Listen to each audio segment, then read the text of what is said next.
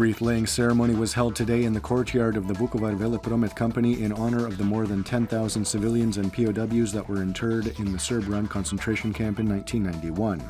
Meanwhile, the Widows of the Homeland War Association today laid wreaths and lit candles at the Ovčara mass grave, in memory of the more than 260 civilians and wounded POWs killed there on November 20, 1991 by Serb forces. In related news, representatives of the Croatian Journalists Association today paid their respects to Croatian journalists killed during the Homeland War. In other news, police found no explosives in a handbag left opposite the French embassy in Zagreb last night. The area near the embassy was blocked and tram traffic halted while pyrotechnicians inspected the bag. An emergency meeting of the EU's Justice and Home Affairs Council is underway in Brussels. The meeting, which is being attended by Croatia's Justice and Interior Ministers Orsat Miljenić and Ranko Ostojić, was called at France's request in response to last Friday's attacks in Paris. France is calling for the urgent adoption of 3 measures.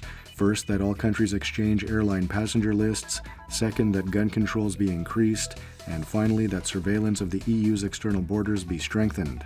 Paris also joined Russia in asking the UN to approve international military action against the so-called Islamic State.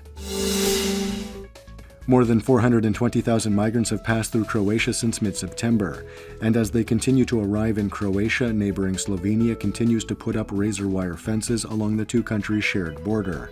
All of the countries on the migrant route recently decided that they will no longer take in economic migrants. In other words, those not fleeing from wars in Syria, Iraq, and Afghanistan. The Most Party, which won 19 seats at the recent parliamentary elections, is holding its third round of negotiations with the HDZ and SDP today, both of whom need Most's support to form the next government. Most has set sweeping reforms as a precondition for supporting either side. Today's negotiations will deal with reforms in farming, energy, and environmental protection. The talks are expected to end on Monday, after which Most will decide on which side it will support in forming a government.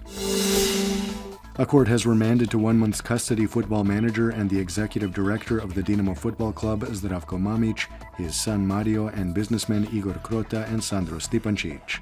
The USKOK Anti-Corruption Office suspects them of tax evasion and a series of other white-collar crimes.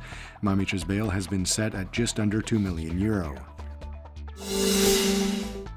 In EuroLeague basketball action last night, Cedevita Zagreb lost to Greek side Olympiakos 83-70. With 3 wins and 3 losses, Cedevita is third in Group B. They face Limoges of France next. In KHL Hockey League action, Zagreb's Medveščak were blanked by Russian side Severstal Cherepovets 4-0 last night. Finally, in tennis at the ATP World Tour Finals in London, Croatia's Ivan Dodig and his doubles partner Marcelo Melo of Brazil will face the Polish-Serbian duo of Matkowski and Zimonjic later today. Increased cloud cover today with intermittent showers, predominantly in western Croatia.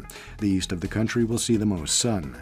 There will be a moderate to strong southwesterly in the interior, while the coast will see a moderate to strong southeasterly and southwesterly. Highs for the day will be between 13 to 18 degrees Celsius.